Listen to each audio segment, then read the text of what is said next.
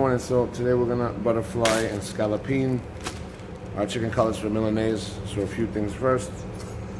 We're gonna use this to pound out the cutlets. Just take your gallon Ziploc bag and just cut it down the sides. So we could use this.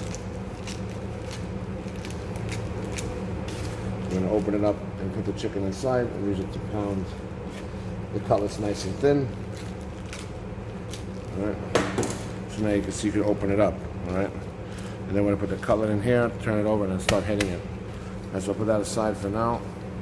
Just to refresh you guys, the chicken. Okay. Make sure you're using the yellow cutting board. Okay. Just cut off any excess. This piece is a little bigger than the pieces you'll have, which is over a pound. So clean off all the excess fat. Remember, anything you clean off, you take off the board. You don't put it into the sink, okay? Clean it into the garbage. So this one, we want to get at least 4 or 5 slices, so we'll go in here. Remember, keep your thumb up and use the whole knife. Just drag it through, okay? Open it up a little bit if you have to, because this is a big one. Okay, make sure to use your cut gloves if you're not secure about doing this on your bare hands. So I'm gonna put one aside. So this one I could probably get at least 3 or 4 more cutlets. We want to get whole pieces this time, not little strips. Okay, so I'm going to go in here again. Just pressuring down. Pulling through. Okay.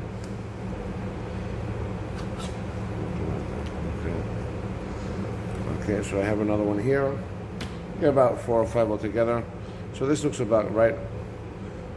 So I'm gonna pound it in the thing here.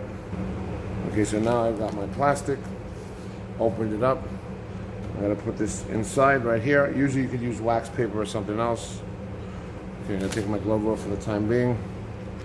Make sure it's nice and flat. Okay, so you take your little omelet pan and you wrap it with saran wrap. I'm gonna use this to pound the meat, for lack of a better term of words. But we want to make sure this is nice and flat on the inside. We want to pound it in an even motion because we don't want to tear the flesh of the chicken.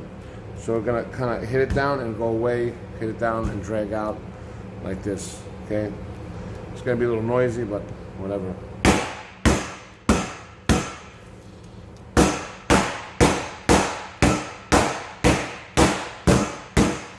Just adjust your plastic as you need. Keep it in the middle, okay?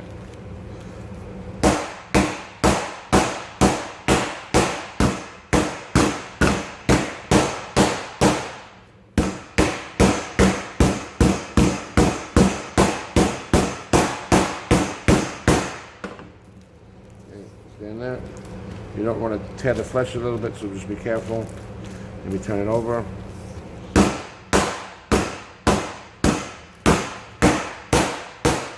Also, if it doesn't work too well, you can also use a rolling pin too, but make sure you're not touching the actual meat.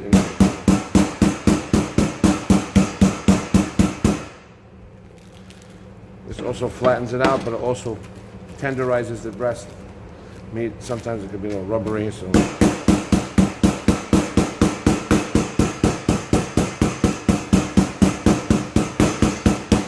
that's pretty good. I mean, we could get it thinner, but I won't be here all day. But try to get it as thin as you can. So we got almost double the size. Okay. So that's a good size. I'm going to transfer it to my plate. Keep it sanitary. Change my gloves and get ready to batter. Okay. All right, so I got my stuff ready to go. I got my flour, my eggs, and my seasoned breadcrumbs, which consist of this recipe, which we're gonna go over. But I double mine because I do more demos and stuff, so it's 1 cup plain breadcrumbs, 1/2 cup panko breadcrumbs, which are Japanese breadcrumbs, 2 tablespoons Parmesan cheese, parsley flakes, dry oregano, dried thyme, granulated garlic, kosher salt, and black pepper. And there's instructions on how to flour, egg, breadcrumb, which I'll go over with you now. Okay, make sure your salt is ready and your pepper, and you want to put a pinch of salt in your flour. I'm putting 2 because I have double the recipe. Okay, make sure you always season your eggs a little bit as well, like a pinch of salt and about a dash of pepper. Okay, make sure your eggs are really well scrambled, no albumin showing. The albumin is the whites. So you don't want no chunks of egg white. You want a smooth consistency, almost like orange juice, okay? That's the best comparison I can make, all right? So make sure to work through, okay? This is all mixed together well. Make sure you mix it often because some of this stuff will sink to the bottom, okay?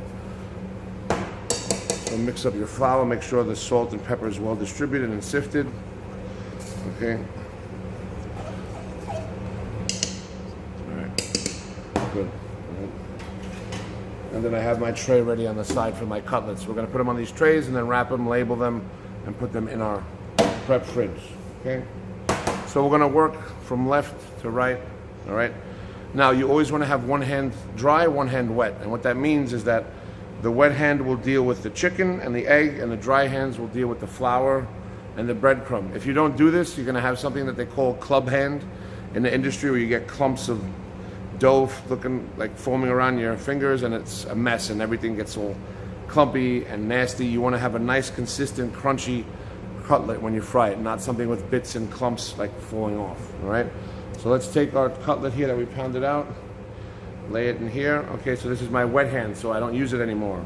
I take my dry hand and I go underneath my nice scallopine breast and I put some pressure down, okay? Make sure you put enough pressure that it adheres. The reason we put the flour first is so the egg could stick to the chicken. If we don't just put this directly in the egg, it's not gonna stick, all right? So shake off all the excess, then lay it in here. Now I have my dry hand here, which will be for the breadcrumbs now. I go back to my wet hand, okay, and I kind of do like this, or you can kind of shake a little bit to get the egg yolk, the eggs all over it. But don't use tongs or anything, because the tongs will scrape off the egg and the flour mixture, and it won't be nice when you pan fry it. So gently make sure that this is all covered well. Try to pick it up. See, there's a dry pocket right there. Make sure you get that. So importantly here, you gotta let the excess drip off, all right? Make sure you get all that egg yolk dripped off, okay? And then lay it into the pan, okay? Once the last drip of egg is done, lay it in like that. I like to give it a shake now with my dry hand. I'm using my dry hand now. This is my wet hand, okay? Just for this and the chicken. I'm gonna take my glove off, keep it sanitary, all right? I'm gonna shake this guy up a little bit before I grab it, so the edges get a little breadcrumb on them, so I have somewhere to grab them, okay? And this recipe is really good for veal, with eggplant especially.